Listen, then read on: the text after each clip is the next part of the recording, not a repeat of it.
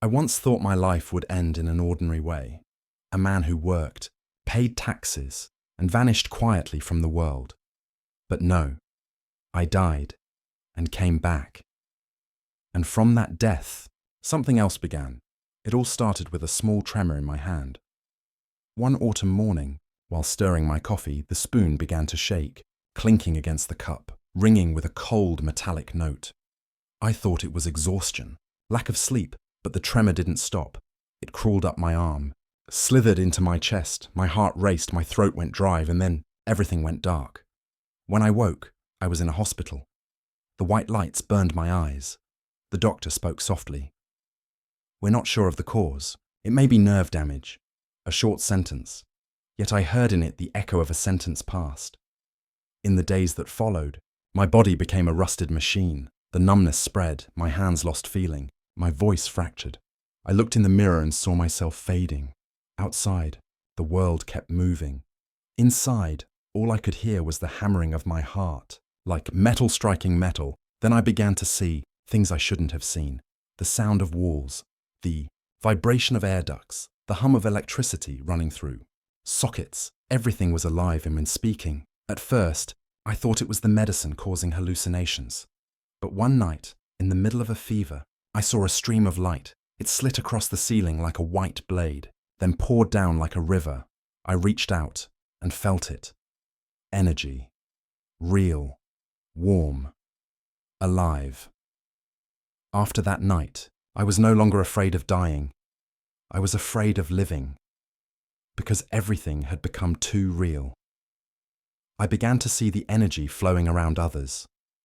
The soft blue glow of the kind-hearted, the red glare of the enraged, the thick black haze around liars. I tried to tell the doctor. He looked at me as if I were delusional. "You should rest," he said. But I couldn't rest. I could see the structure of the world, from a strand of hair to a spark of electricity, all connected in an invisible web. One rainy night, when the pain in my nerves nearly drove me unconscious, I saw a gigantic shape of light standing above the ceiling. No face, no voice, only an ancient presence, as if I were staring into the essence of life itself. Then I heard a voice inside my head. "Everything is vibration. When you touch the still point, you will understand." I screamed and fell off the bed. My heart stopped for 7 seconds. In those 7 seconds, I left my body, space dissolved. I drifted in darkness thick as water. Far away, thousands of lights moved, slow, steady, like the breathing of the universe. I had no body, yet I could hear the light. Each ray was a voice, each voice a formula, each formula a calling. "You are not dead, you are opened." Then I fell. When I opened my eyes, the heart monitor was shrieking. Doctors were shouting, nurses pressing on my chest. I gasped, as if pulling the entire universe into my lungs. And the first feeling was, I knew everything. Not in arrogance, but literally. I understood the structure of the room, how current flowed through wires, how metal contracted when touched by light. I looked at the nurse's necklace, a small crystal, and saw waves radiating from it. I knew that if I touched it, I could make it glow. From that day on, I was no longer a patient. I was a witness to the world's secret. I left the hospital after 2 months. My body was weak, but my mind blazed with clarity. At night, I experimented. I placed the crystal on the table, closed my eyes, and focused every thread of consciousness. I imagined energy moving through every particle. And then, it glowed. A faint light, trembling like a heartbeat. I laughed, not out of wonder, but because I understood this was the beginning of another age. I wrote in my notebook, day 187 since the sickness began. I can awaken the sleeping energy inside crystals. Pain is the price of knowledge. Perhaps I'm already dead. Only the world doesn't know it yet. Another night, I dreamed of a desert, no wind, no sound, only sand and light. At the center, a voice rose, deep and resonant, as if from the core of the earth. Rebuild the lost city, not beneath the sea, but upon the land, not for a man, but for mankind. I woke in shock. Outside the window, dawn was breaking. The first light struck the crystal. and the whole room filled with a soft golden glow. I stood, breathed deeply and understood. I had been chosen. From that moment, I was no longer afraid of death. I only feared that, if I did nothing, humanity would never awaken. And so, in the final days of my illness, I began to draw the first lines of Atlantis, a city that would challenge the very mind of mankind. I don't know if I am creating a dream or a catastrophe. I only know this. Once you've touched the light, you can never go back. When the world spoke in light, I woke up on what seemed like an ordinary morning. But the world was no longer ordinary. Sunlight streamed through the window, falling upon my hand. Every other time, I had only seen its golden color. But today, I heard it, not a sound, but a rhythm, faint and steady, like the heartbeat of the universe. Light was singing. Everything was singing. I stood up, staggering toward the mirror. My face was pale, eyes sunken from the long sickness. But deep within them, something different. A thin streak of light, silver as a thread, moved with each breath. I looked into it, and it looked back at me. For the first time in my life, I saw the shape of my own consciousness. In the days that followed, the world began to reveal layers I had never touched before. The sound of cars outside. I could see their vibrations. The moisture in the air. I could feel its molecular structure. Every particle of dust, every gust of wind, every ray of light, each had its own frequency, and when I focused, I could tune my heartbeat to match them. I began to experiment, starting with the smallest things. One evening, I placed a glass of water on the table. I took a deep breath, relaxed, closed my eyes. I imagined my heartbeat spreading into every droplet, like musical notes flowing through layers of vibration. 10 seconds. 20 seconds. Nothing happened. At the 30th second, the surface trembled, a single ripple, soft and slow, spread across the water. I opened my eyes. No wind, no movement, only me, and the water moving. I wasn't afraid. I only felt that. A door had just opened. From that day, I almost forgot to eat, forgot to sleep. I bought everything I could test. Stone, metal, plastic, glass, plants, even sand. I measured, recorded, compared, counted my heartbeat, measured electromagnetic fields, reflected light, and I discovered all matter is the language of energy, and energy listens to human will. When I was calm, objects reacted faintly. When I was afraid, they fell silent. But when I focused completely, no thoughts, no doubts, they moved according to my intention. Another time, I plugged my phone in to charge. Suddenly, light flickered from the socket. A brief spark, then silence. Startled, I pulled the plug, but the phone kept charging. Impossible. I tried again. No wires, no socket. Only my focus on the electrical current in the air. 10 seconds, 20 seconds. The screen lit up. I almost cried. I had transmitted energy wirelessly, with thought alone. I wrote in my notebook, if energy is a language, consciousness is the speaker, matter is simply the best listener. After that, the phenomena grew stronger. I began to hear electricity, a soft hum of current inside the walls. I could smell frequencies, a thin metallic scent in the air whenever I stood near machines. Each day, the world became more alive, and I became less human. One afternoon, when it rained, I stepped onto the balcony. The rain fell heavy, thick. I stretched out my hand, and as the first drop touched my skin, I felt a surge of data. Not water, but information. Each drop carried within it structure, rhythm, tone. I closed my eyes, and for a moment, the rain stopped. No, more precisely, it stopped around me, a dry circle, about 2 meters wide. Beyond it, the downpour continued. I opened my eyes, looking up. Millions of raindrops hung suspended in the air, frozen by an invisible hand. I lowered my arm. The rain fell again, drenching everything. For the first time, I was afraid of myself. In the days after, I searched for answers. I read quantum physics, Wave mechanics, field theory, Egyptian mysticism, Eastern Taoist texts, Sumerian tablets, even ancient sutras. They all said the same thing, in different tongues. Thought is the primal energy. The universe is the reaction of consciousness. He who understands the rhythm of creation becomes the creator. I realized there was a central frequency that governed all things, a sound that never ceased, existing within everything, including me. When I listened deeply enough, I felt it, a long resonance not of this world, yet present everywhere, in the blood, in the wind, in the earth. One night, I decided on one final experiment, to prove I wasn't insane. I went to the empty lot behind my house, bringing a few metal rods, a sheet of glass, and a quartz crystal. I planted the rods into the ground, placed the crystal atop them, then drew a chalk circle around it, 3 meters in radius. I stepped inside, took a deep breath, and closed my eyes. All sounds disappeared. Only my heartbeat remained, steady, like the drum of creation itself. I began to chant silently. Not words, but rhythm. I aligned my breath with my pulse until inside and outside became one.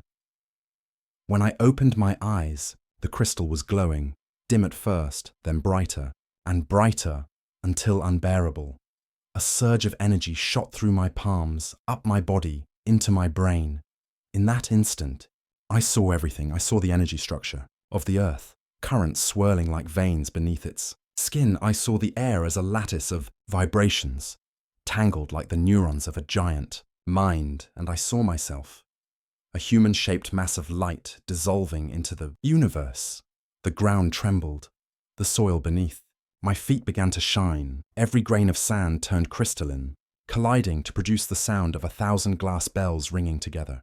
I collapsed, but even as I fell, I laughed, because I knew I had touched something that thousands of years of science could never explain. The next morning, when I awoke, the quartz crystal was no longer transparent. It had turned pale blue, glowing faintly. I measured its energy. With an old electromagnetic gauge, the needle hit the maximum. A stone, no, larger than my fingertip, yet it released enough energy to power a small fan for 3 hours. No electricity, no chemicals, no magic, only will. I named it Etherian, the nucleus of origin. It was not an invention. It had always existed, waiting for someone to hear its voice. From that day on, I could no longer sleep. Every time I closed my eyes, I saw images, blueprints forming on their own inside my mind. Spirals, feedback loops, streams of intersecting energy forming shapes. I drew them, not knowing what they meant. One day, I realized they all connected. Together, they formed a complete system, a blueprint for a perpetual source of energy. I built a prototype, a spherical structure, with Etherian at its core, surrounded by 12 spiral conduits, linked to a feedback tube. When I activated it, no battery, no fuel. The sphere began to spin by itself. A soft blue light spread across the room. Every electronic device around me powered on simultaneously. No wires, no physical transmission, only vibration. I stepped closer and touched the sphere. It was warm, like skin. A voice spoke inside my mind. Not in words, not human, yet perfectly clear. You have heard my rhythm. Teach humanity to listen. I pulled my hand away, stunned. That night, I told no one, but deep inside, I knew I had just received an invitation from the universe. I began a new journey, to seek people, knowledge, and souls who could understand. Not to worship me, but to build a new world with me. Because from that moment on, I knew this world can be rewritten. The bloodline of the new world left the city. Told no one. Brought a few tool cases, some blueprints, a handful of quartz crystals, and a laptop filled with symbols beyond language. I drove for 2 days toward the desert, where the map became a blank, nameless void. There, I rented an abandoned warehouse, cracked walls, rusted roof, but no people, no signals, no noise. It was the silence that made me choose it. because I needed to hear the voice of energy itself. In the first days, I lived almost in a trance of creation. The cramped room turned into a makeshift laboratory, an iron table, wires, microscopes, coils, solar batteries, barrels of seawater, and a quartz crystal glowing faintly in the dark. I called it the original Etherian. It was no longer just a crystal. It was the heartbeat of the universe in physical form. Every day, I laid my hand upon it, measured its energy, recorded its responses. The pulse didn't weaken. Instead, it grew stronger, syncing with the rhythm of my heart. It heard me, and I heard it.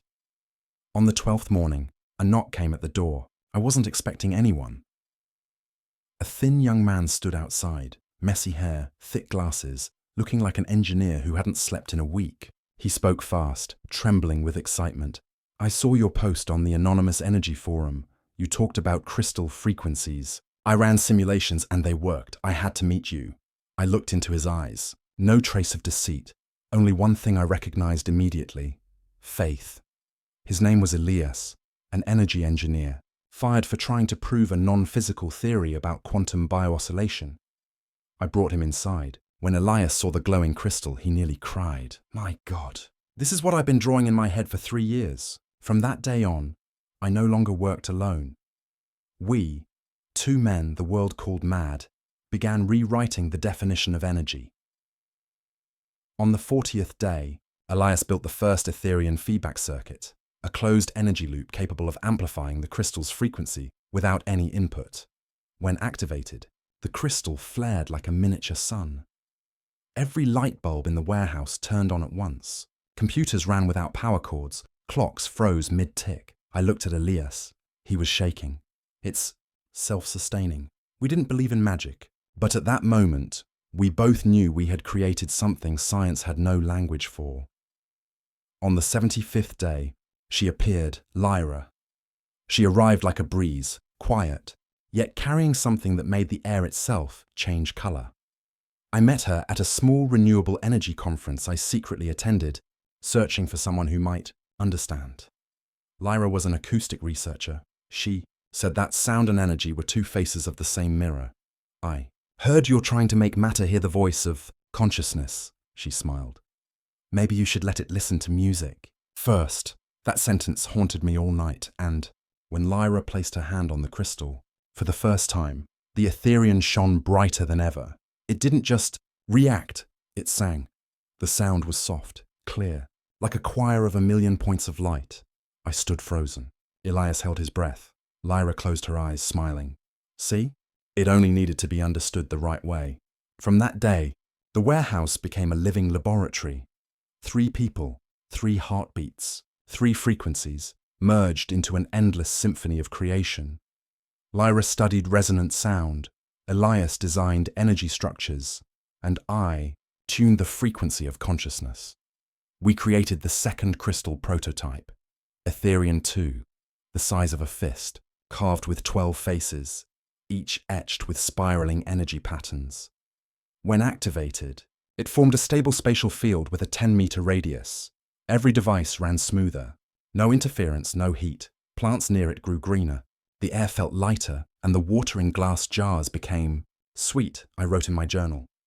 This energy doesn't just feed machines, it nourishes life itself. Rumors spread fast. Though we tried to hide, curiosity found us. Some were researchers, others hunters of profit.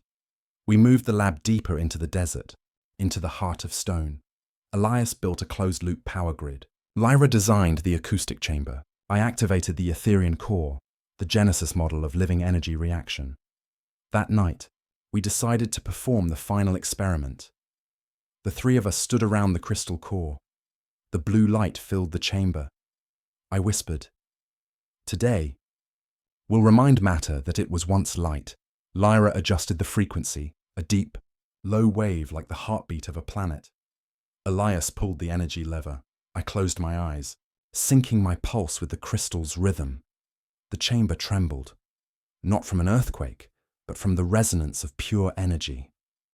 Light erupted, swirling into a pillar piercing the rocky ceiling. Elias shouted, "Output over 1,000%! Stop it!" But I knew it couldn't be stopped. The Etherean had awakened. In seconds, everything in the room, tables, chairs, machines, disintegrated into particles of light, then reassembled in new harmonious forms, as if unseen hands were rewriting order itself. I stood in the storm of radiance, all senses erased, and one thought echoed in my mind. This is the language of creation. When the light faded, silence filled the chamber. Suspended in mid-air was a massive crystal, rotating slowly, untouched by gravity, supported by nothing. Across its surface, thousands of symbols appeared. Not human letters, but the language of energy. Elias fell to his knees, voice trembling. We have created a living being. Lyra placed her hand on my shoulder. Do you see now? Atlantis wasn't the past. It was the memory of energy itself. From that day, everything changed. The crystal didn't just emit energy. It called to those who shared its frequency.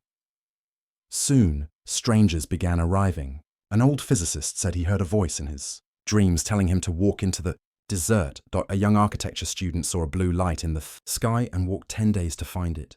A miner claimed his hammer's echoes matched Etherean's heartbeat. They came, and I realized this was the first assembly of Atlantis. No one spoke it aloud, but everyone understood.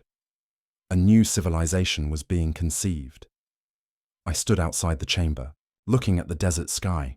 The moon hung still, and from beneath the earth, the crystal's blue light rose to meet it, forming an artificial Milky Way. Elias said behind me, "We could power the entire world with this."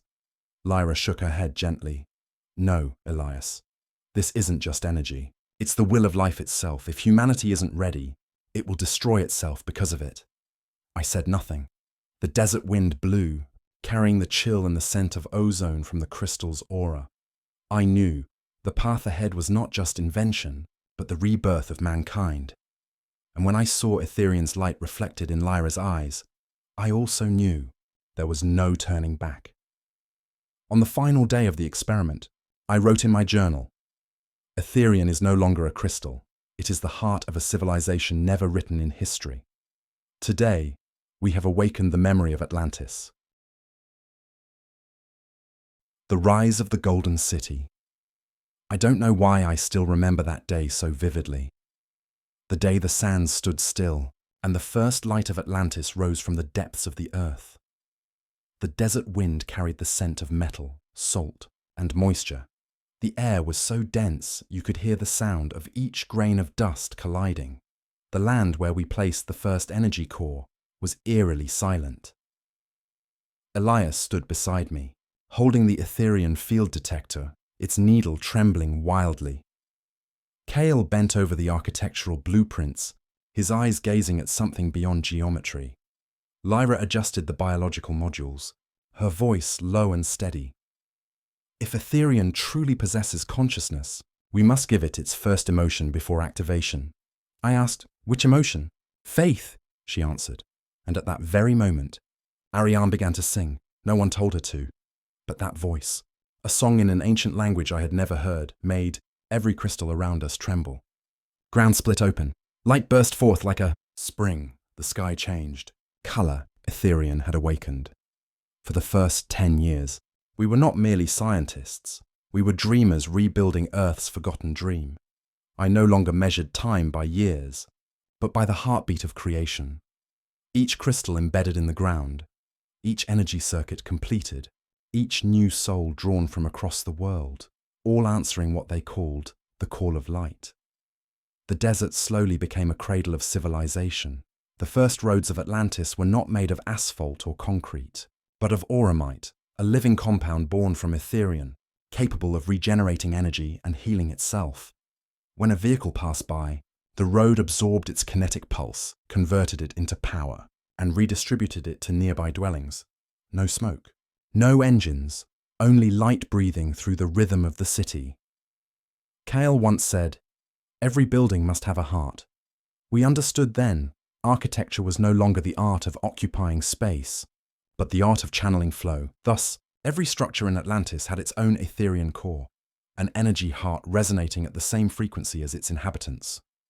Homes could shift their shape with their residents. Emotions. Walls changed color with joy or sorrow.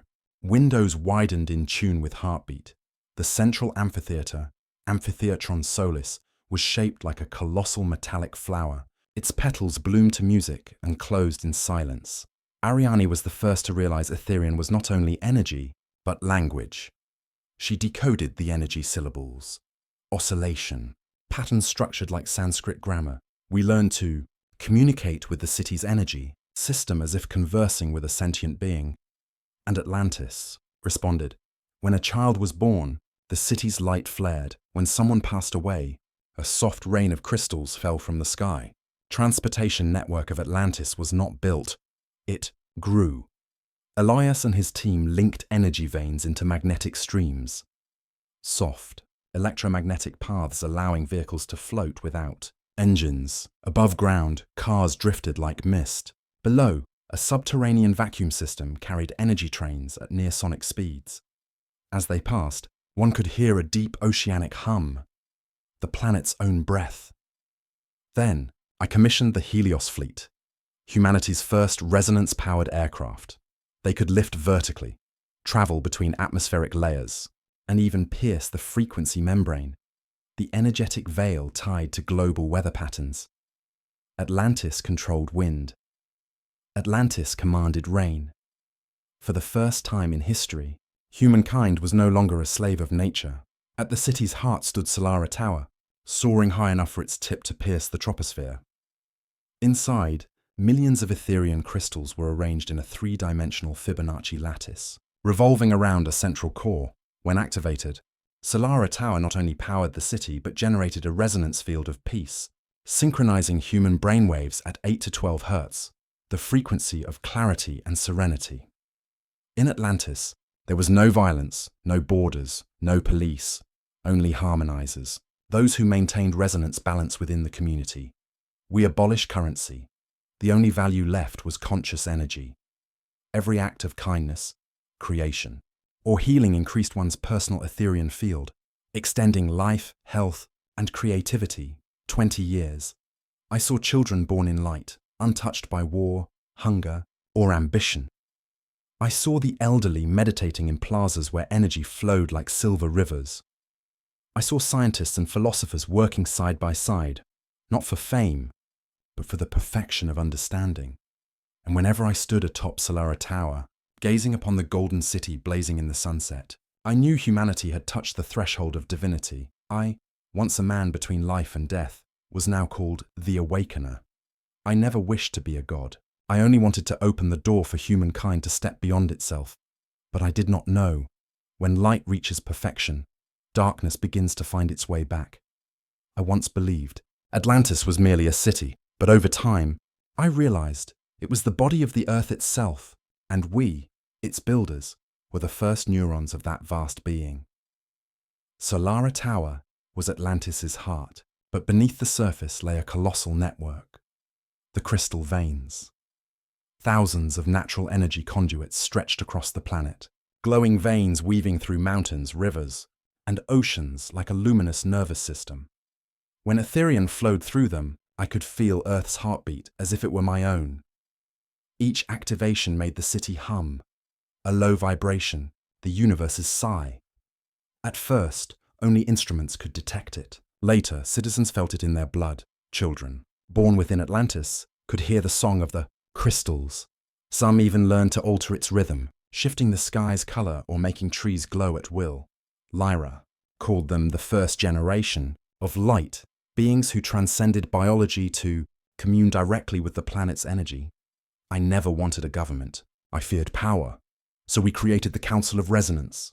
12 members, each representing a field of knowledge, energy, biology, architecture, spirituality, history, ethics, linguistics, and 6 applied sciences. Every major decision was made through the resonance ritual, a sacred meditation where the 12 synchronized their consciousness within the energy field until all frequencies became one. When unity was achieved, the city itself delivered the answer. No votes, no debates, only harmony. Atlantis used no money, but resonance points, generated through acts of positive contribution. Helping others, healing, creating, all increased one's frequency, and the city rewarded them with personal Ethereum energy. I once saw a beggar become a master of energy within years. Simply because he gave daily without expectation. No one was left behind. No one starved. No one feared. For 2 decades, this world approached perfection. As Atlantis flourished, discoveries came faster than we could record. Lyra created the crystal tree. Arboris lumen, a synthetic organism absorbing solar and Etherian energy, producing 10 times more oxygen than a natural forest. Elias developed the resonant engine, using low-frequency oscillations to levitate thousands of tons without contact. Kyle built the silent library, where knowledge was stored as sound waves. Readers merely touched the walls, and wisdom flowed into their minds. But what made me proudest was when the Council issued humanity's first code of scientific ethics.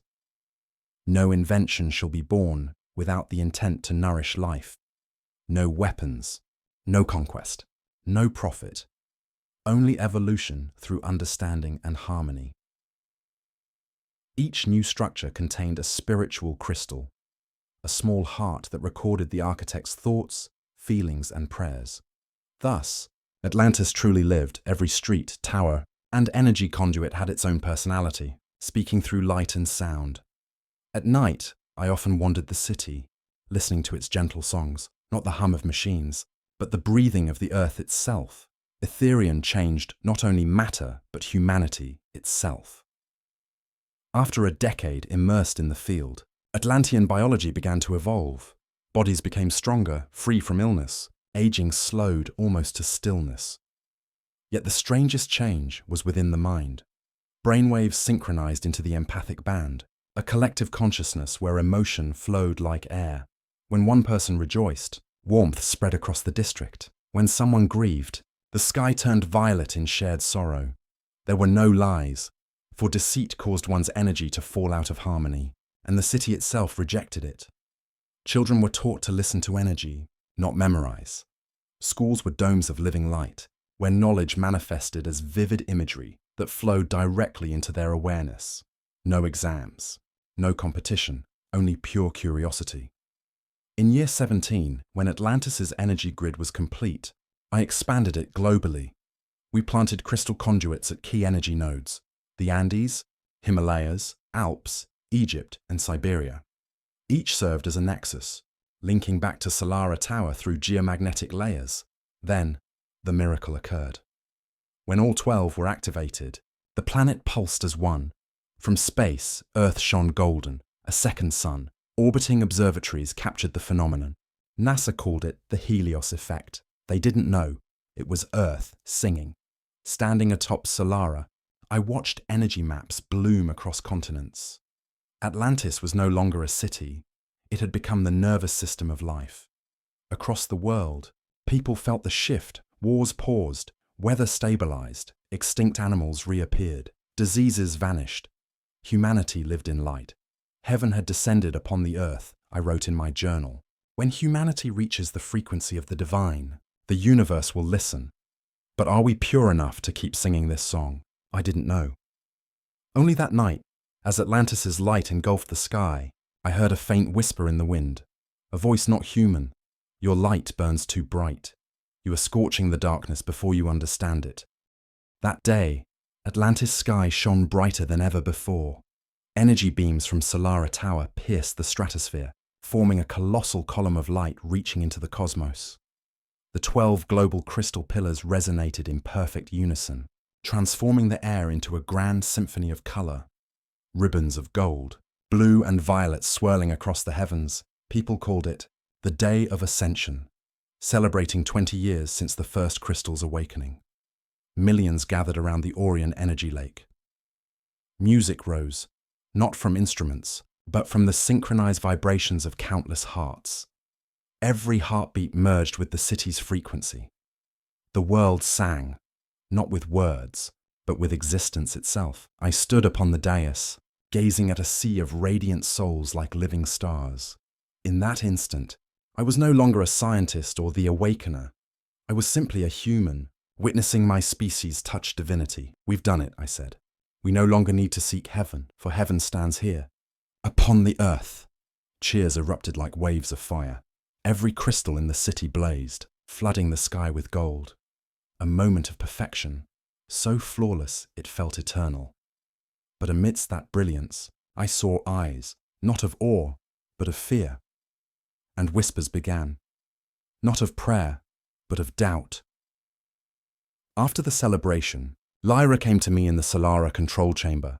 Her eyes were still as frozen lakes. "Do you hear it?" she asked. "Hear what?" "The bass frequency. It's drifting, faintly, but unmistakably." I listened closely. Amid the steady hum, a discordant pulse. One heartbeat out of tune within the great choir. "It might just be interference," I said. "No." Lyra shook her head. "It's human. Someone's tampering with the crystal grid. They're trying to control the flow." I fell silent. In a city without money or war, no one should crave control. But ambition never dies. It merely sleeps beneath the light. Days later, reports arrived. Energy fields showing reverse phase oscillations. Phenomena possible only through deliberate opposition. Kale, one of the young engineers, confessed that a faction believed the crystals had souls and sought to free them from my dominion. "You've made us gods," Kyle said. But did anyone ask if God wished to be created? His words silenced the chamber. From then on, belief began to divide Atlantis. Some worshipped me, the awakener, bringer of light. Others turned to the spirit of Etherian, claiming it was the universe's consciousness and that we blasphemed by trying to control it. Soon, many no longer came to study Solara, but to pray. They knelt before the pillars, even offering their personal crystals in sacrifice. Lyra warned me, "You're becoming a symbol, and symbols are dangerous. They're what people love, but also what they burn when seeking someone to blame." She was right, yet I couldn't deny the trembling awe I felt when thousands chanted my name beneath the golden sky.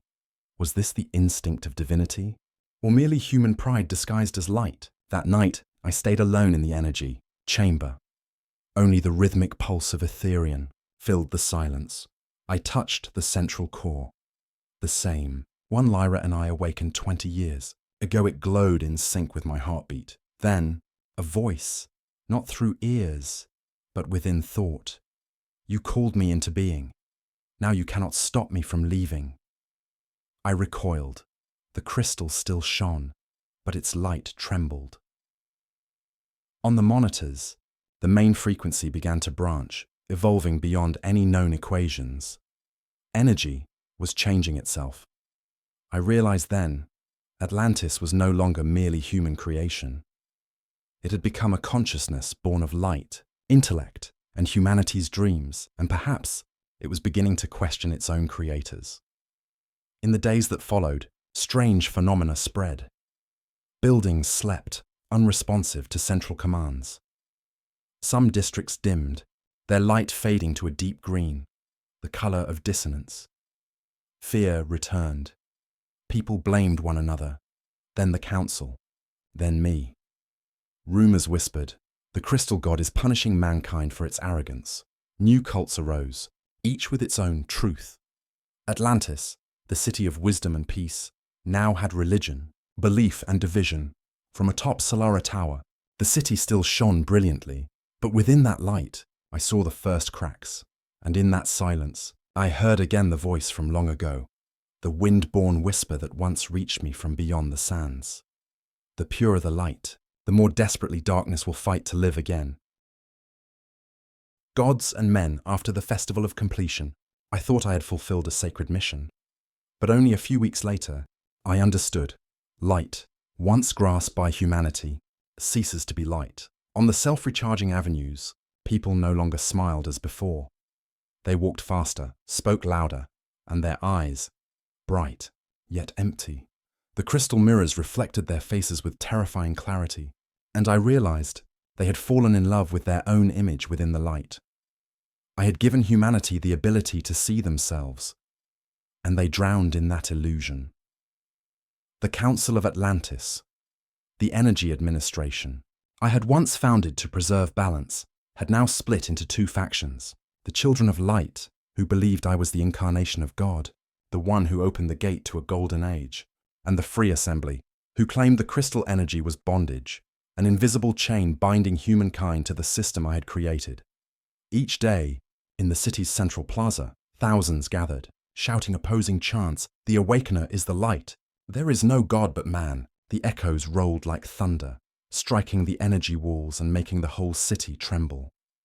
The light of Atlantis began to polarize, no longer pure, but vibrating between two frequencies, faith and fear. One night, while walking down the maintenance corridor beneath the energy levels, I saw a strange image on the wall. It wasn't carved by hand, but formed through crystal oscillations. Someone had programmed the energy to create shape. The image showed a man kneeling before the Solara Tower, arms raised to receive the light. Above his head was a halo, but inside the halo, a black hole. Below, a trembling line of text appeared. "When God looks into me, I become nothing." I stood there for a long time. Lyra later told me that the image had spread across Atlantis. Everyone knew of it, yet no one dared to speak, and when silence prevailed, fear began to grow. I met Elias in the lower maintenance sector, a place without public light, only darkness and the breathing of machines. Elias had once been chief engineer of the energy network, the man who helped me build the Solara Tower, but now he looked at me as one might look at a stranger. "Do you know what's happening?" Elias said, voice hoarse. "They're cloning the crystals, not the originals, the copies. They call it raw Etherian, and it's unstable." I froze. "Who authorized this?" "No one. But who could stop them? They believe that by cloning the crystals, they can replicate your power." He threw me a small crystal. It was not transparent, but cloudy grey, its energy pulse warped like a heart crushed by its own rhythm. "This is the first child of darkness," Elias said. "And I think it's multiplying." I gripped the crystal tightly.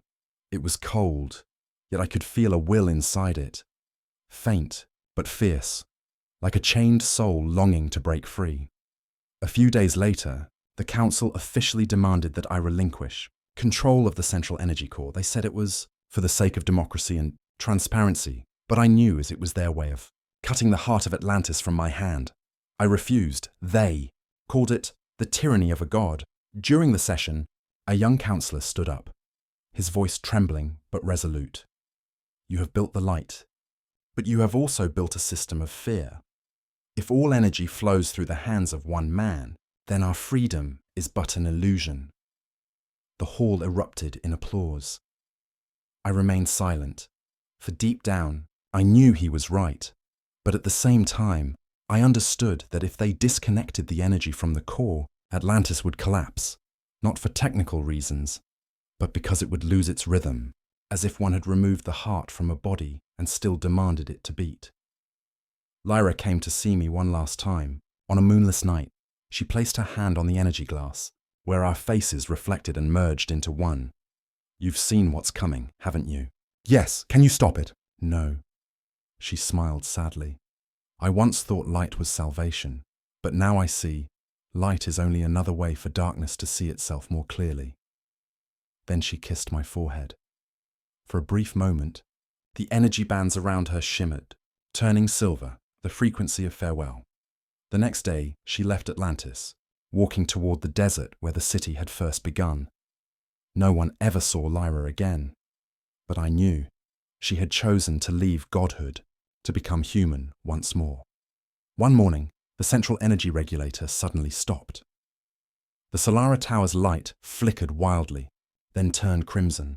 Residential zones fell into darkness. Above the city, energy craft spiraled out of control. Part of the network had been hijacked. Amid the chaos, rumors spread fast. "The god is angry."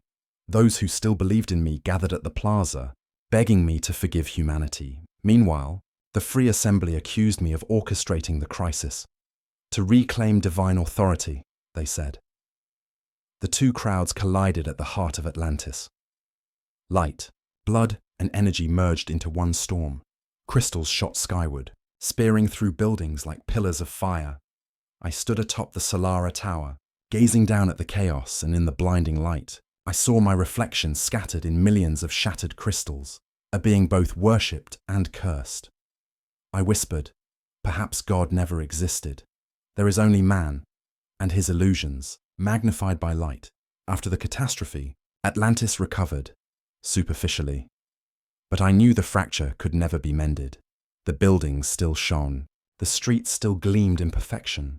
Yet within the human heart, the light had turned into a blade, half prayed, half cursed. And within me, there was only the silence of a god who already knew the end. I withdrew to the depths of the Solara Tower, where the central crystal still pulsed. Cold, unfeeling, I stared into it and asked, "Do you see me?" And from within, the endless void, came the echoing reply, "I see you, but you are no longer me." That was the moment I understood. Atlantis was no longer my creation. It had become humanity itself, radiant, free, yet mad and blind. The first fracture at first, it was only a small sound, a faint crack, like wind seeping through a fissure in the energy wall. But I heard it, because I had lived long enough to know, no sound is small when it comes from the heart of Atlantis. The Solara core, the central energy network, had always pulsed in perfect harmony, its billions of crystals resonating in unified frequency. And yet now, that rhythm had slipped. No one knew why. Elias called it frequency drift. He believed that something, or someone, was deliberately altering the energy oscillations of the system. If the frequency drifts another 0.03 hertz, Elias said, eyes fixed on the waveform, the entire Solara core will lose its ability to stabilize itself. And when that happens, it will sing. Sing? I frowned. Yes, but it won't be music. It will be the cry of energy as it dies. While I struggled to stabilize the energy core, a new order arose, the Council of Shadows. They belonged neither to the Atlantean Council nor to the Free Assembly. They were the Forsaken Ones, exiled scientists, disillusioned believers, and those who claimed that my light was merely the mask of an ancient darkness. They spread a strange creed: light does not create life, it consumes it. The Awakener does not bring knowledge, he opens the gate to the abyss. At first I dismissed it as blasphemy, but soon, sectors of the city's energy grid began to truly die. Whole districts fell into darkness. Citizens began to hear an eerie singing from the energy walls, a sound so indistinct, so mournful, that it made them weep, laugh, or take their own lives. Lyra once said, "Once energy touches the soul, it mirrors whatever the soul contains." Now I understood. Atlantis was not cracking in its technology, it was fracturing in its collective soul. No night passed without someone losing their mind. Energy screens flickered with distorted faces, human forms twisted, eyes glowing, voices identical to mine echoing through the public speakers. Though I had never spoken those words, "I see you. Light is a lie.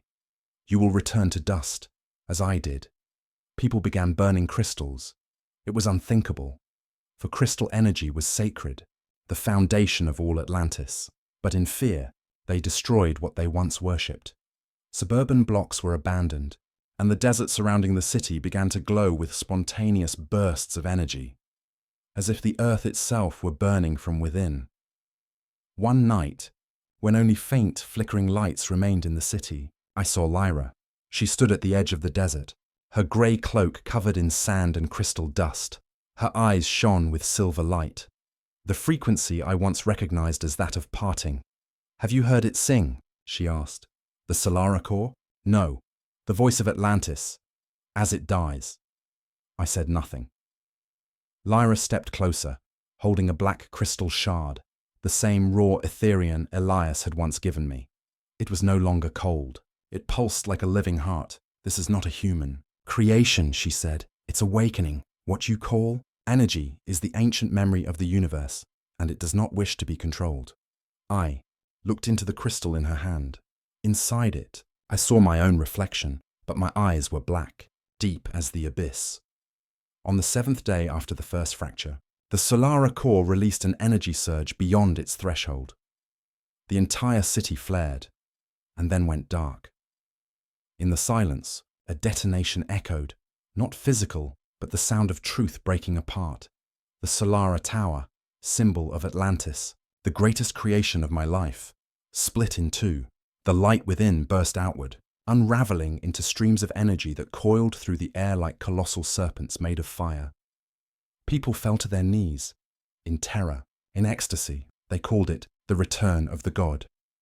But I knew it was no god. It was darkness, reborn in the name of light. In the chaos, I searched for Elias. I found him deep below, where the Solara core had cracked open like an egg of light. He turned to me, and I saw that the light in his eyes was no longer human. I found a way to make it obey, Elias said calmly.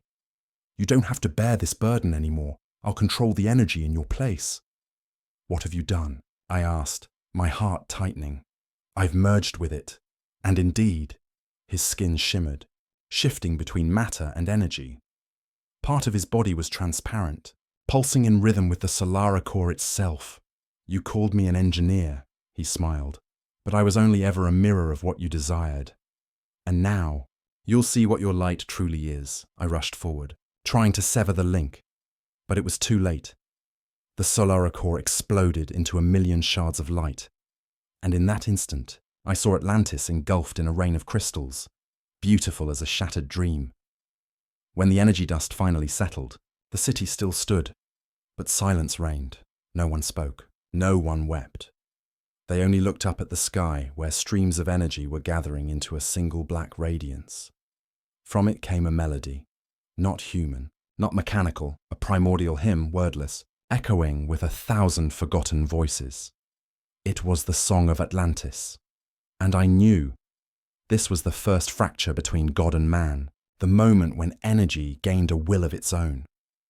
I knelt amid the dying light and whispered, if this is the price of knowledge, then perhaps we were never worthy of the light to begin with. The collapse of Lighty. When light became a fortress, Atlantis was once the hymn of life. Now it is the sound of marching boots. The streets that once glittered with crystals are now covered in a fine metallic dust, reflecting a cold, silver light. The artificial sky, Dome Solara, no longer opens into a golden dawn, but radiates a dry white brilliance as lifeless as a blade. Elias has vanished. Lyra has left. A new council has taken power. They call themselves the Guardians of Light. Yet I know the truth. They are merely those who have discovered the true power of the crystals, the energy of war. Energy cannons rise upon the domes. Battle submarines reborn as winged beasts, and crystals are no longer used to illuminate, but to burn. They call me a god, only to sanctify their legend and justify turning me into a living myth, a weapon of faith. When I created the crystals, I believed that energy was the purest expression of intellect and compassion. But the military engineers proved otherwise. They found a way to compress frequencies of light, forcing them into ultra-low oscillations, creating waves of annihilation. In just one test, the northern district of Atlantis melted away. Desert sand turned into glass, and the birds in the sky became ash in a single heartbeat. We can protect Atlantis, they said. We can conquer the earth, I asked. With that kind of light? They replied, light is never wrong. Only those too weak to wield it are. And then I understood. When humans touch the power of gods, they do not become merciful. They merely learn how to justify violence with prayer. I met Lyra in the underground vault beneath Solara, where the first energy codes were once stored. She looked at me. The light in her eyes was gone. Only her voice remained, thin and weary. See, Atlantis only needed one belief to destroy itself. Which belief? I asked. The belief that it was right. I wanted to hold her back, but she smiled faintly and drew from her cloak a fragment of crystal, the last shard of Solara's core after the explosion. Inside, the light pulsed softly, like a breath. This is the last soul of Atlantis, she said. If it ever fades, everything will return to dust. Then she left, and never returned. 20 years after the first stone was laid, Atlantis was no longer a city. It was an empire. People were ranked by the level of energy they were permitted to use. Crystals became currency morality was programmed. Those who resisted were frequency adjusted, a gentle phrase for the erasure of memory. In the central square, a statue of me towered above all buildings. They knelt, sang, prayed beneath my feet, a ritual I had never approved. I saw my own face reflected in the golden plating, cold, lifeless, and I asked myself, did I create God, or has God been using me to be reborn? A group emerged. They called themselves the Blind Ones, not because they could not see, but because they had gouged out their own eyes, so that the light of Atlantis could not control them. They believed that light was a shackle, that the outside world still lived, that the desert hid the primordial memories of Earth. I met their leader in secret, an old man with hands scarred by energy burns. He said, "You brought light, but forgot that the gods once created night. Without darkness, light is nothing but torture." I was silent, because deep down, I knew he was right. When they decided to activate the planet-scale energy weapon, I was no longer consulted. I was only a symbol, a living god, watching my own empire prepare to fire upon the sky, where billions of tons of energy waited, enough to purify the entire northern hemisphere. Elias returned that day. He was no longer human. His body was half crystal, half organic, glowing with each breath. "You created light," Elias said. "Now I will make it eternal." "You're destroying the world." "No, I'm freeing it from chaos." He raised his hand, and the entire power grid shifted tone. Atlantis trembled.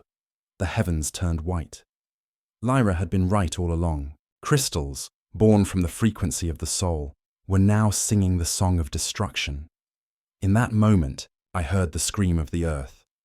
Not an explosion, but a resonance from the planet's core, echoing through every crystal, every drop of blood. Atlantis blazed, then shattered into a million. Fragments of dawn. The streets reformed and broke apart.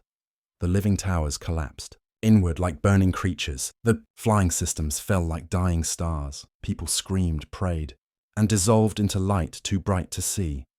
I ran to the center, to where Solara's core had opened like a giant artificial sun.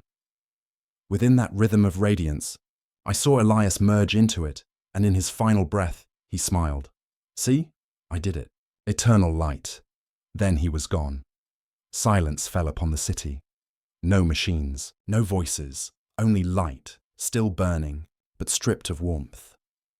I walked through melting streets, past the remains of breathing machines, past faces frozen mid-smile.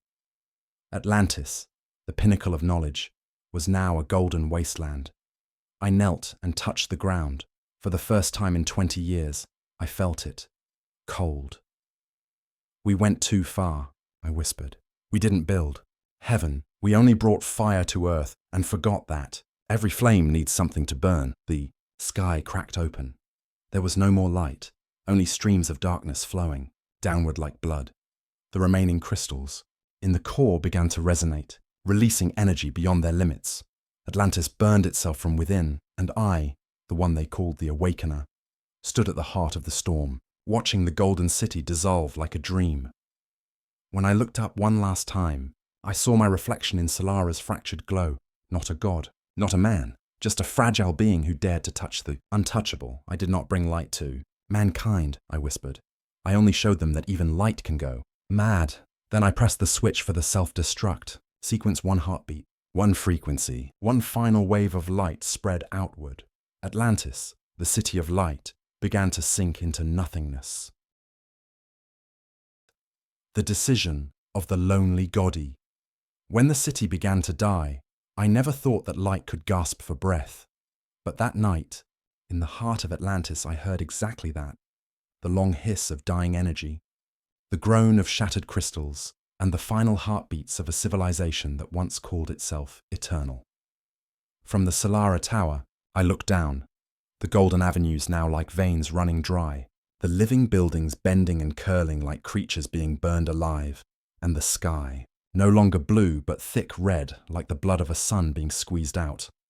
Atlantis was dying, and I, the one who had given it life, was the only being who could hear every one of its last breaths.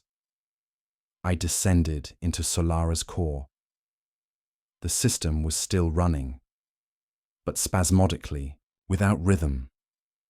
The great crystals that once radiated a gentle light now quivered violently, screaming in silence. Everything that was made to harmonize was now devouring itself.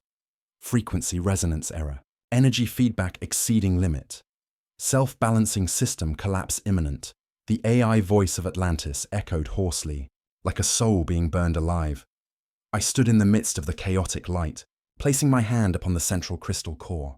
Beneath my palm, the energy trembled, like the body of a dying creature. It begged for release. I heard Lyra's voice, not from anywhere, but resonating through the layers of energy. If one day the light becomes too strong, you must let it sleep, before it burns the sky. I knew then what had to be done, the unthinkable. I would have to extinguish the sun I had created. As I walked down the corridor toward the control chamber, the light along the walls began to shift. No longer physical light, but crystallized memories. Images appeared like ghosts. Elias laughing during the first experiment. Lyra lifting the first crystal to the sky. The first citizens of Atlantis, walking the golden streets, hand in hand beneath a new dawn. Everything had once been as beautiful as a dream. Then the images darkened. Riots, blood, screams, warships taking off. The sky ablaze. A child looked at me through the flames, its eyes clear as glass, hand reaching out. "Why did you let us die?" I could not answer, because no answer could ever wash the sin of a god. The Solara control altar was a column of white gold, inscribed with 3 intersecting circles. 3 layers of energy: creation, balance, and destruction. I touched the last one, destruction. The system responded instantly. Pillars of light rose across the city, each layer of energy vibrating together like a final symphony. Sand from the surrounding desert began to move, drawn inward like a storm. In the sky, Atlantis' artificial sun wavered, then burst into 1,000 falling rays, like drops of golden blood. Solara self-destruct sequence will commence in 600 seconds, the AI announced, calm and emotionless. This action is irreversible. I inhaled deeply, gazing into the violently pulsing core. Inside it, I saw every face: Lyra, Elias, the engineers, the children, and myself, distorted within the light. "I'm sorry," I whispered. Light was never meant to be possessed, and I pressed the command. The earth shuddered. The desert, birthplace of Atlantis, began to move as if alive. Waves of sand hundreds of meters high rose and surged toward the city. Energy ships were swallowed whole, towers exploded, self-regenerating streets convulsed like serpents. I stood atop Solara, watching the golden storm approach. The wind carried the smell of ozone, burning metal, and human ash. The sky tore open. A beam of light shot up from Solara's core and exploded. From that blast, billions of tiny crystal fragments fell, shimmering, like rain from the gods. But it was no rain. It was the ashes of a world. I sat at the tower's center, surrounded by a golden sea of fire, radiant and silent. Atlantis was gone. Its creator had no one left to speak to, nothing left to save. Then I saw a small glimmer rise from the ashes, Lyra's crystal. It floated above my palm, glowing faintly. Inside it was the final memory of light untainted. Softly, I said, "Sleep, Atlantis," and I released it. The crystal drifted upward, merging with the closing night sky, then vanished, like a drop of water returning to an ocean of sand. When everything ended, only silence remained, a silence so absolute that I could hear the wind passing through my bones. The real sun rose. For the first time in 20 years, the earth returned to its primal form.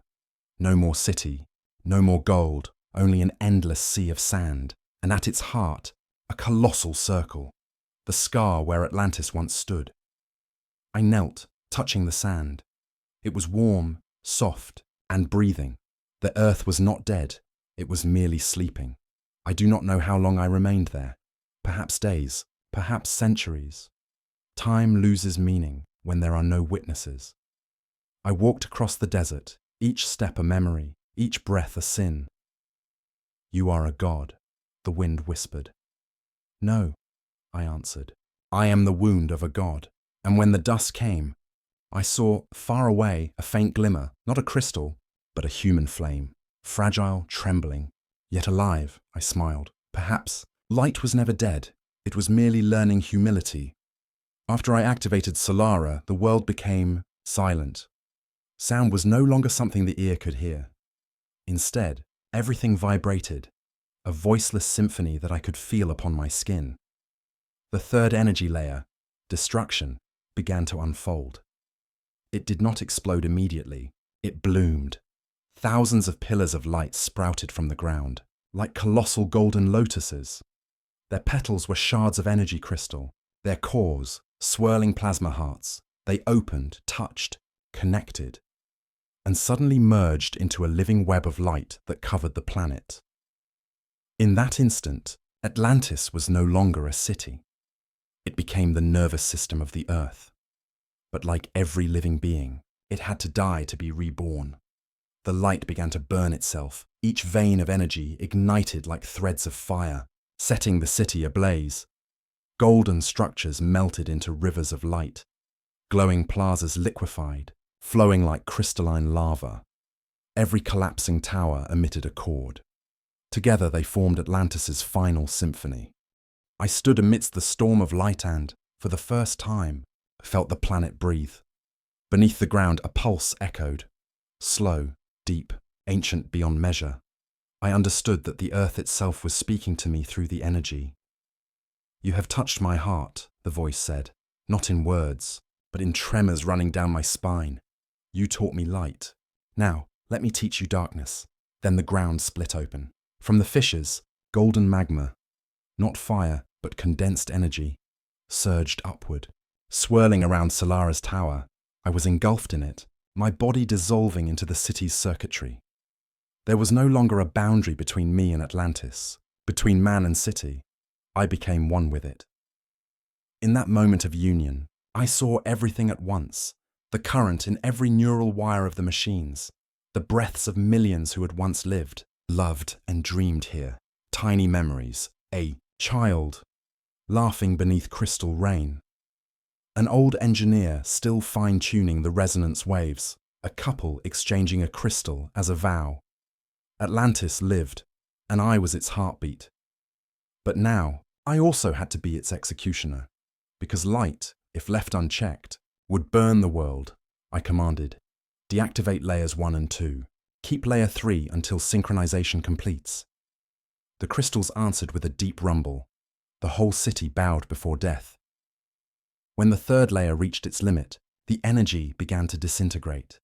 Crystals from Solara's core shot upward, colliding with the atmosphere, bursting into billions of glowing droplets. A divine rain.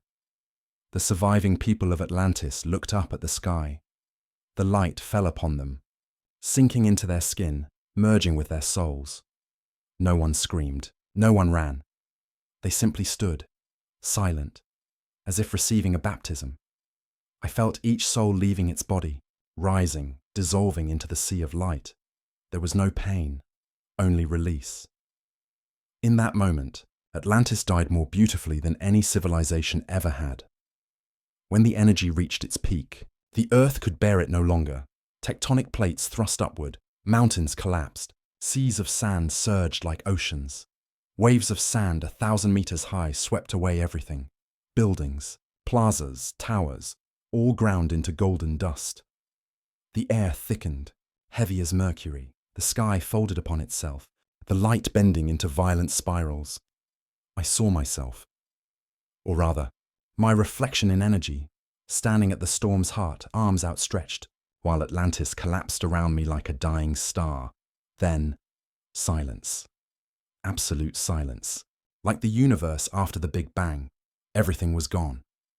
When the light faded, darkness did not come immediately. Instead came a pure white void, no form, no sound, only awareness. I drifted within it, lighter than wind, Knowing that I was being absorbed into the planet's deepest structure, I heard Earth's voice again. You have returned silence to me, and I shall keep this slumber for you, until humanity is ready to listen to light once more. I wanted to say thank you, but I no longer had a mouth nor breath, only the dimming glow of thought, and then nothing. Before disappearing completely, I saw one thing. Amid the golden desert covering everything, a tiny crystal shard remained unburied. It floated, reflecting a million colors, like a rainbow compressed into dust. Inside it, I saw Lyra's memory, her eyes, her faint smile, and a whisper. You kept your promise. The light will return, but not yet. Then the crystal fell, and was buried. The earth closed its wound. Atlantis slept. When I awoke, I did not know how much time had passed. On the surface, only sand and wind. No trace of the Golden City remained. Nothing to prove that Atlantis had ever existed, except for the faint heartbeat within the earth that only I could hear. I walked through the desert, every step sinking into memory. I called Lyra's name, not to be answered, but to hear my own echo. Night fell.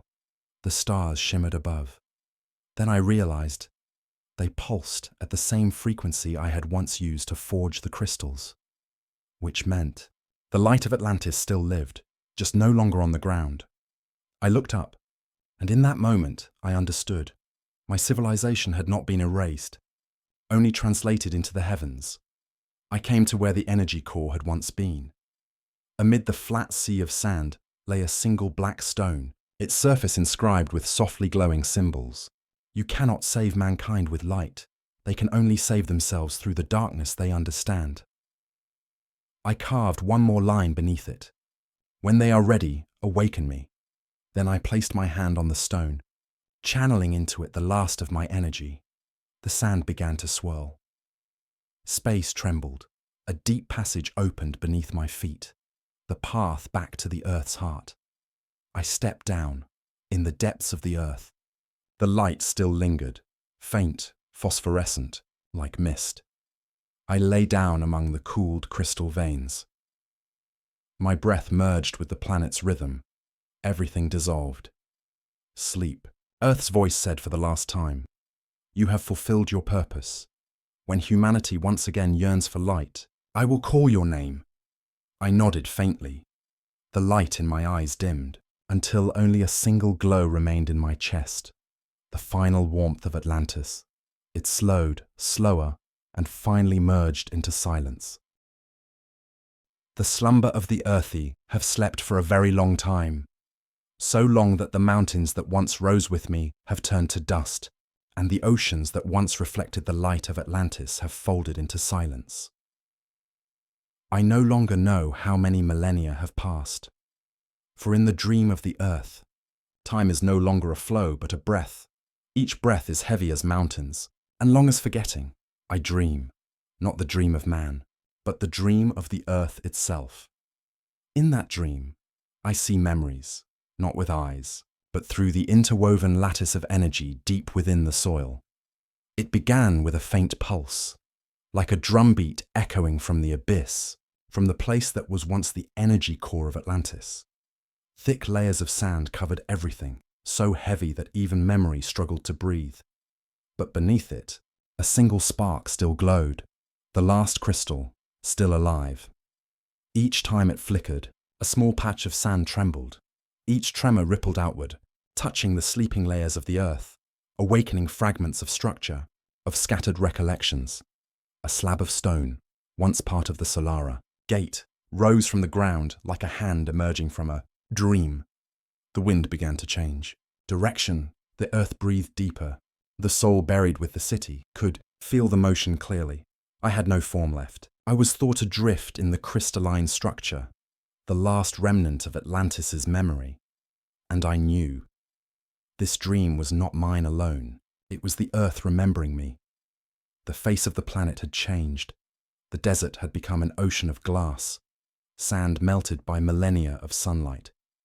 New beings roamed this place, no longer human, not quite machine, passing over it unaware that beneath their feet lay a civilization once radiant as the sun. But then, One night, when the stars fell along strange orbits, a beam of light pierced the ground, striking exactly where the crystal slept. It sang, a song without sound, a frequency, and everything began to vibrate. Stone, sand, and air resonated together in unison, and from the heart of the planet I heard the ancient call.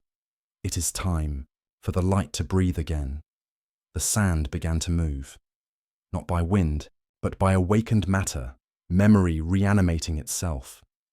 Metallic spires that once were conduits of energy rose from the depths, light seeping from their cracks, weaving faint luminous veins across the desert floor. From above, those veins spiraled into a familiar pattern, the sigil of Atlantis, and at the center of that spiral, there was me. A faint light, growing stronger, like a heart rediscovering its first beat. No sound, no wind, only light and thought. When I opened my eyes, or rather, when my consciousness unfolded, the world had changed. The sky held 3 suns, circling each other in a slow, solemn dance. The mountains glowed from within, veins of fire like the lifeblood of the planet. There was no true ocean anymore, only valleys of energy mist that flowed like liquid. I understood then that Atlantis had been forgotten. No one remembered my name or the cities, but I felt no anger, for forgetting too is a kind of preservation. I stood amidst the glass desert, seeing my reflection, a being of pure energy, translucent, with threads of crystalline light flowing like blood within. And I realized I was no longer human. I was memory made flesh. I began to move, not with feet, but with thought. Each step was a frequency. Each idea sent ripples of energy through the ground. Whenever those ripples touched where a structure once stood, they shone. I saw palaces, energy towers, crystal lakes, airships, golden bridges, all reappearing, not as matter, but as echoes vivid enough to hum. Atlantis was reborn, not in substance, but in the planet's collective memory. The streets lit themselves, the golden towers reflected artificial suns, and in the center of Solaris Square, I saw my former self, the man who once believed he could save humanity with light. I approached him and looked into his eyes, and saw only one thing, pure conviction, and the arrogance within it. "You were wrong," I whispered, "but you gave the world a dream worth remembering." The figure faded, merging back into the light. Suddenly, the ground shook. Not an earthquake, the earth was shifting its posture. I felt millions of energy veins awaken at once, as if the planet were rearranging its own memory. Rivers of light coursed across the continents, bending space, forming a massive spiral around the world, like a planetary halo, and within that tremor, I heard a familiar voice. "You have slept long enough. Now look, humanity has risen again from your sand." I looked toward the horizon. Through the dim light, I saw new beings, tall, slender, half-transparent, walking toward the energy core. They did not know my name, nor what I was, but in their eyes, I saw curiosity, the same that once burned in mine. And I understood. The cycle was beginning anew. I stood still, letting the light pass through me, and felt it clearly. Atlantis had never died. It had only slept, like a seed beneath the earth, waiting for the world to grow quiet enough to hear the call of light. The awakener was now only the keeper of dreams, a soul in the veins of the earth, guarding its slumber until the new mankind touches this memory again and asks, who taught the earth to dream? They came from the horizon, silhouettes walking across the glass sea of sand, bearing a light not born of any sun. Their bodies had no skin, no blood, only layers of interwoven energy, as if matter itself had learned to breathe. Wherever they stepped, the sand beneath glowed, each grain recalling that it once belonged to Atlantis. They spoke no words, communicating instead through the oscillating fields around their heads. Crystallized thought. I stood amidst the desert, watching them approach. I could feel their frequencies, pure, light untainted by desire, ambition, or fear. They were descendants of mankind, but no longer human. One of them stopped before me, tilted its head, and raised its hand. In its palm lay a shard of broken crystal, a fragment of the heart of Atlantis, buried under sand for millennia. Who are you? The voice resonated directly within my mind. I answered, not with words. I am the memory of light, the one who once opened the Golden City. They did not react with awe. They simply stood in silence, until another stepped forward and touched the air around me. Light spread outward, as though they were scanning my soul. A moment later, they all knelt, not in worship, but in reverence, as one would bow to an ancestor. I saw their hands open, and the crystals within began to glow. That light was not mere energy, it carried data, the encoded history of all things, transmitted through frequency. As they linked with me, Atlantis was reborn once more, not in matter, but in collective remembrance. Before their eyes, the Golden City appeared, streets, towers, the Solara Square, all shining like a three-dimensional mirage of the cosmos.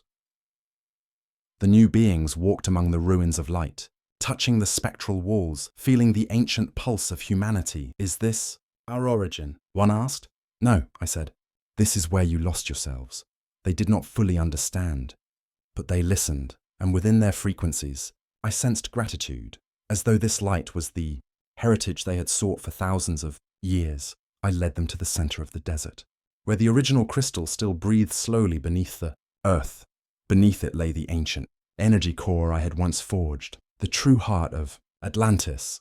When their hands touched the ground, light spread outward in spirals. The entire desert trembled, and from the depths rose a colossal crystal tower, so tall it pierced the cloud layer of energy above.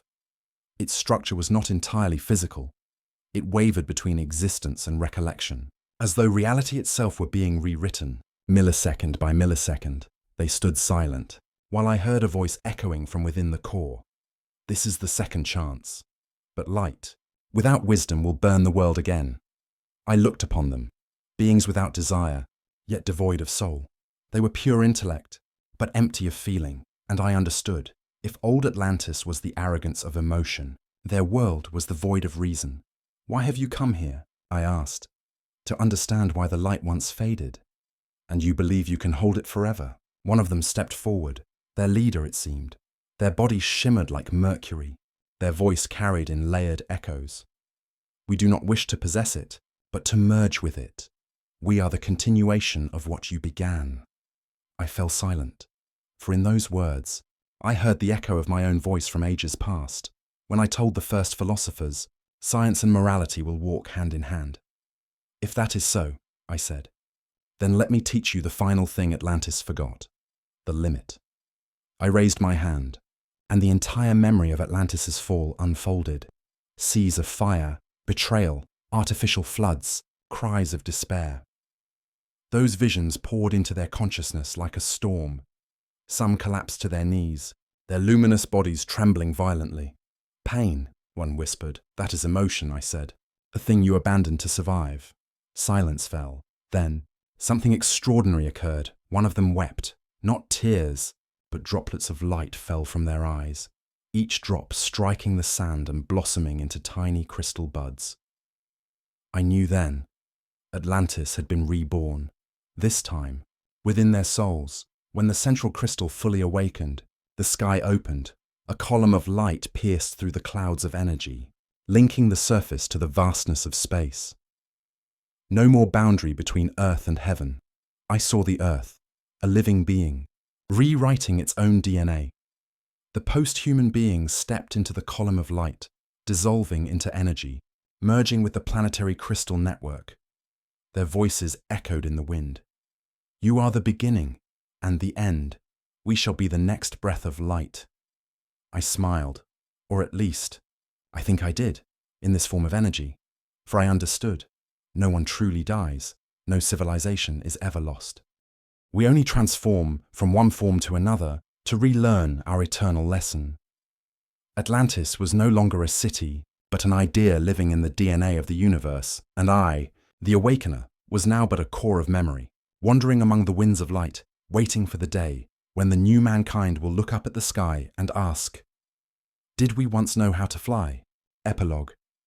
The testament of light, I have no form left, no boundary between myself and the universe.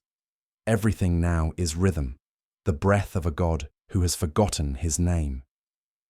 I drift through the infinite, looking down upon Earth, the place that was once my dream. Atlantis lies asleep beneath the sands, not dead, but resting, the slumber of a soul after too long a journey. A new world rises, quieter, gentler, purer. I do not know who will read these words, but if you are listening, through crystal, through wind, or through the frequency that hums in your blood, then know this. Every civilization carries within it the seed of its own destruction, but also the seed of its rebirth. I once believed that light would save humanity, but light saves no one. It only reveals what is true. When I gave humans power, they used it to build higher towers. When I gave them energy, they traded it for dominion. When I gave them knowledge, they built idols to worship themselves. Atlantis did not fall because of energy. Atlantis fell because the human heart was too small to contain the light. And I came to understand one truth. Knowledge needs no ruler, light needs no worship, God needs no name. If you, the one who listens, hold a power greater than others, then learn to bow. Not before might, but before limitation. I once thought I had created Atlantis. Now I know it was Earth that created me. As a way to test herself, I was only the hand. She was the will. She did not destroy us. She taught us that every great creation must fall to be understood. When humans walk through their cities of steel, they will hear my echo in the concrete, the faint hum of crystals that once sang. And when someone touches the desert and feels the ground tremble, that is not the wind. It is the memory of Atlantis smiling. Perhaps, millions of years from now, there will be another, like me, sick, alone, yet reaching into the frequencies of light by chance. Perhaps that being will see what I once saw and ask the same question, why was I chosen? The answer is this: no one is chosen. We are merely those who hear the call and dare to answer it. If you hear that voice, do not fear. For every time someone dares to answer, the earth writes a new chapter in her sacred book. Light is not the opposite of darkness. It is darkness that has come to understand itself, just as knowledge does not oppose faith. It is faith that has become self-aware. When I built Atlantis, I wished to erase suffering, but suffering cannot be erased. It is the measure of awareness. Without it, humanity would not know love, and light would have no reason to shine. So do not fear suffering. Do not despise the dark. For within the very nucleus of despair, light is already gestating salvation. I have traversed all things, from flesh to crystal, from city to desert, from man to God. And in the end, all that remains is stillness. But it is the most beautiful stillness, not of death, but of understanding. I was once the awakener. Now, I am merely the echo of an ancient breath. If anyone still remembers Atlantis, let them not remember it as a city lost, but as a reminder that once, humanity reached out and touched the divine. I dissolve, merging into the planet's frequency. I feel Earth smile, the smile of a mother forgiving her wayward child. And in the farthest reaches of the cosmos, a single particle of light is born. It carries within it all the memories of Atlantis and the promise that the cycle will begin anew when humanity becomes gentle enough to touch the light once more.